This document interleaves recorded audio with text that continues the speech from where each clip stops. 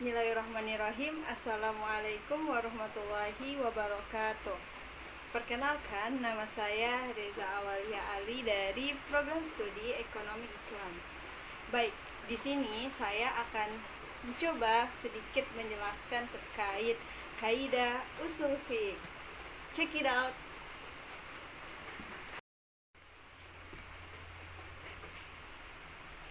Baik, yang pertama adalah kaidah amr. Kaidah amr adalah merupakan kaidah perintah yang terdapat beberapa macam bentuk. Salah satu contoh dari kaidah amr itu sendiri adalah terdapat dalam Quran surat Al-Qasas ayat 77 yang insyaallah bunyinya seperti ini. Bismillahirrahmanirrahim. Wabtagi fima ataqallahu ad-darul akhirah. Shadaqallahul azim wa shadaqal rasulul karim.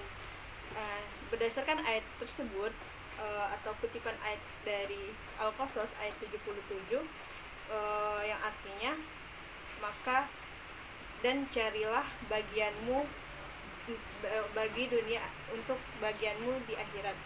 Nah, makna dari kata perintah di sini adalah dari kata carilah atau wabtagi. Jika ya ditelusuri lebih lanjut lagi, kata wabtagi itu sendiri sebenarnya dalam ayat Al-Qasas ayat 77 ini diartikan sebagai ketika kita berusaha untuk mencari kehidupan dunia, maka atau ketika kita berusaha untuk mencari kehidupan akhirat, maka jangan lupa pula bagian kita dari kehidupan dunia itu sendiri. Jadi ayat ini juga menjelaskan tentang keseimbangan kebutuhan dalam ekonomi Islam, di mana kita menyeimbangkan antara kebutuhan kita untuk dunia dan kebutuhan kita untuk di akhirat kelak. Baik, yang kedua adalah kaidah nahi. Kaidah nahi itu sendiri jika diartikan secara sederhana dapat diartikan sebagai kaidah larangan atau sesuatu yang bertentangan dengan kaidah sebelumnya, yaitu kaidah perintah.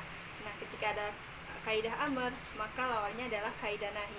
Nah, salah satu contoh dari ayat yang menjelaskan terkait dengan kaidah nahi itu sendiri adalah terdapat dalam Quran surat An-Nahl ayat 90 yang insyaallah bunyinya adalah A'udzubillahi minasyaitonirrajim. Bismillahirrahmanirrahim. Wa yanha 'anil fahsya'i wal munkar. Artinya, dan janganlah kamu berbuat keji dan berlaku perbuatan munkar. Kalau insyaallah artinya seperti itu. Shadaqallahul azim. Dan dalam ayat ini kaidah nahinya itu terdapat pada kalimat wayanha. Nah, di sini dijelaskan bahwa kalimat nahi itu sendiri ditegaskan secara langsung dalam kalimat yanha, yaitu kita dilarang untuk berbuat keji dan perbuatan munkar. Nah, jika dikaitkan dengan muamalah itu sendiri, kaidah nahi ini bisa berkaitan dengan bagaimana cara kita untuk tetap berlaku baik dan menghindari dari perbuatan keji yang dapat menimbulkan permusuhan, seperti permusuhan pertama yang pernah terjadi di dunia ini, yaitu pada masa Nabi Adam alaihissalam, yaitu ketika Habil dan Kabil itu menjadi salah satu cerita sejarah secara Nabi yang menyatakan bahwa itu merupakan perbuatan keji yang pertama kali terjadi permusuhan antara dua saudara.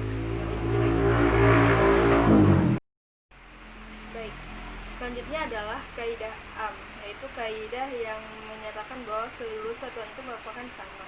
Nah, dalam kaidah usul fiqh atau dalam ayat ekonomi Islam itu terdapat dalam Quran surat Al-Baqarah ayat 275 yang insyaallah salah satu kutipannya atau bunyinya adalah Bismillahirrahmanirrahim wa ahallallahu bai'a wa harrama riba. Nah, dalam ayat tersebut yang insyaallah artinya adalah dan Allah telah menghalalkan jual beli dan mengharamkan riba. dalam ayat tersebut terdapat salah satu kaidah am, yaitu yang ditakrifkan atau yang diwakilkan oleh alif lam jinsiyah, yaitu pada kata al-bai dan ar-riba. Nah, di sini dijelaskan bahwa seluruh yang mencakup dalam kata al-bai dan riba itu memiliki kesetujuan yang sama. Maksudnya dalam artiannya adalah wa ahalallahu al-bai'a, berarti apapun yang berhubungan dengan jual beli itu telah dihalalkan, atau Allah telah menghalalkan seluruh macam jenis jual beli. Dan wa harrama riba, yaitu wa harrama ar-riba, yaitu Allah menjelaskan bahwa berarti riba atau sesuatu yang berhubungan dengan yang riba itu adalah diharamkan. Nah, di sini terdapat yang harus digarisbawahi adalah makna dari alif lam jinsiyah di sini yang merupakan kaidah am. Baik, selanjutnya adalah kaidah mutlak. Kaidah mutlak merupakan kaidah yang maknanya itu bersifat mutlak atau tidak ada tanpa terkecuali. Salah satu ayat yang menjelaskan terkait dengan kaidah mutlak itu sendiri terdapat pada Quran surat Al-Maidah ayat 3 yang insyaallah bunyinya adalah Bismillahirrahmanirrahim. Hurrimat alaikumul maitata wad dama walahmul khinzir. Nah, salah satu makna dari kaidah mutlak itu sendiri itu terdapat pada kata dam, atau yang diartikan sebagai darah. Di sini diartikan bahwa semua jenis darah itu diharamkan tanpa terkecuali karena sifatnya itu mutlak itu sendiri. Selanjutnya adalah kaidah.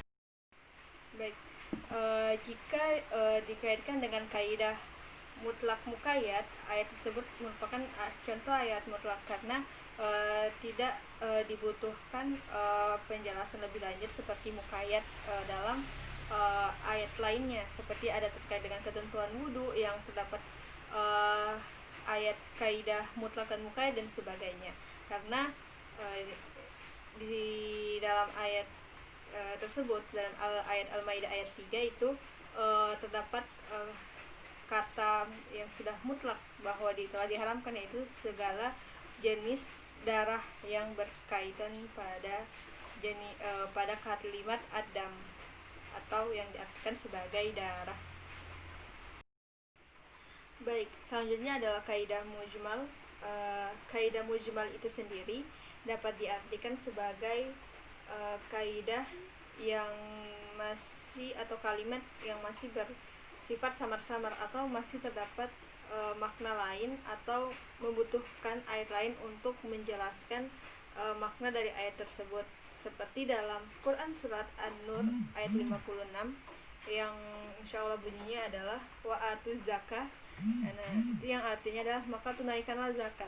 Nah, itu merupakan contoh ayat mujmal yang masih membutuhkan penjelasan lainnya seperti kadar zakatnya, syarat dan rukun menunaikan zakat dan sebagainya. Baik, selanjutnya dan yang terakhir adalah kaidah mubayyan atau kaidah yang sesuatu yang diperjelas dari kalimat mujmal itu sendiri, seperti dalam contoh ayat dan hadis yang menjelaskan tentang kalimat mubayyan itu sendiri terdapat dalam perintah sholat. Masih dalam Quran surat An-Nur ayat 56 yang di situ dijelaskan, yaitu Bismillahirrahmanirrahim, wa aqimus sholah, maka dirikanlah sholat, dalam kata wa aqimus sholah. Namun terdapat dalam sholat sendiri masih harus dijelaskan dalam segi tata cara, dan tata cara itu sendiri dijelaskan secara lebih detail dalam melalui perbuatan Nabi, yaitu dan dalam perbuatan Nabi ini sendiri bisa dimaknai sebagai kalimat mubayyan atau penjelas dari sesuatu yang belum dijelaskan dalam kalimat mujmal, yang insyaallah hadisnya itu berbunyi shollu kama ra'aitumuni sholli, salatlah kalian sebagaimana kalian melihat aku salat. Nah, dapat disimpulkan bahwa dalam hadis tersebut terdapat satu kaidah mubayan, yaitu dalam segi pelaksanaan sholat, yaitu dijelaskan dalam segi tata cara dan sebagainya selain dari Quran surat An-Nur yang masih berupa perintah seperti itu. Baik, terima kasih. Mungkin cukup sekian sedikit penjelasan dari saya terkait dengan kaidah usul fiqh dalam ayat-ayat muamalah dan sebagainya. Kurang dan lebihnya mohon maaf. Wabillahi taufiq wal hidayah. Wa ridho wa inayah. Wassalamualaikum warahmatullahi wabarakatuh. Mantap.